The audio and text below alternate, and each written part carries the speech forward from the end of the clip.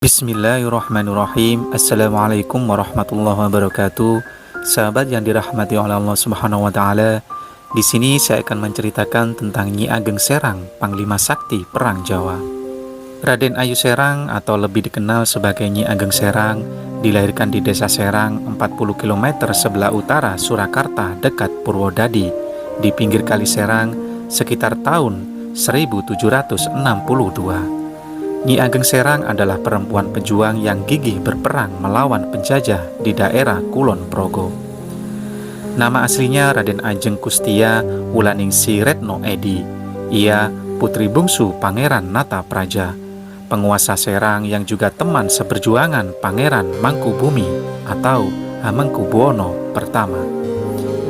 Sewaktu berusia 16 tahun, Nyi Ageng Serang pernah dipersunting oleh Hamengkubuwono kedua. Tapi perkawinan mereka tidak bertahan lama.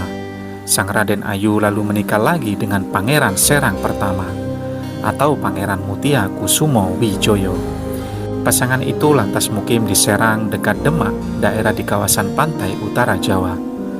Putranya Pangeran Kusumo Wijoyo yang dijuluki Pangeran Serang II menjadi Panglima Diponegoro di areal Demak pada bulan-bulan awal Perang Jawa.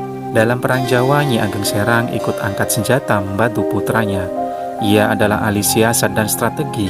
Nyi Ageng Serang dikabarkan menggunakan taktik kamuflase daun keladi atau daun lumbu yang wajib dibawa setiap prajurit dan rakyat yang ikut berperang.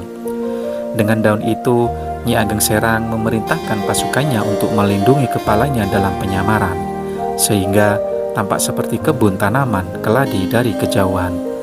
Setelah dekat dan dalam jarak sasaran, barulah musuh dihancurkan. Di pusat pertigaan jalan utama Kulon Progo ada patung Nyi Ageng Serang yang sedang menaiki kuda dengan membawa tombak berbendera di tangannya. Ia menggambarkan betapa perkasanya sang Raden Ayu.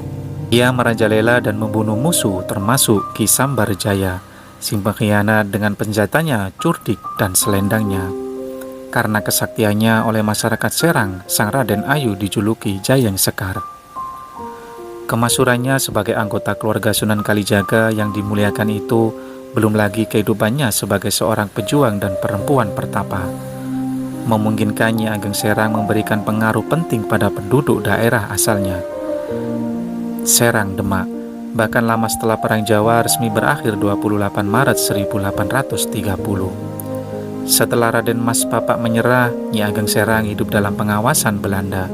Mencapai usia 93 tahun, ia hidup lebih lama dibanding putranya, Pangeran Serang II, maupun cucunya Raden Mas Papak dan kerabatnya Pangeran Diponegoro. Nyi Ageng Serang wafat pada 10 Agustus 1855 saat itu. Penguasa Belanda di Yogyakarta yang selalu mengawasinya selama 2 dasawarsa terakhir kehidupannya menarik napas lega. Demikianlah kisah Nyi Ageng Serang atau Panglima Sakti dari Perang Jawa. Semoga kita bisa memetik dan mengambil hikmah dari cerita Nyi Ageng Serang. Terima kasih. Wassalamualaikum warahmatullahi wabarakatuh.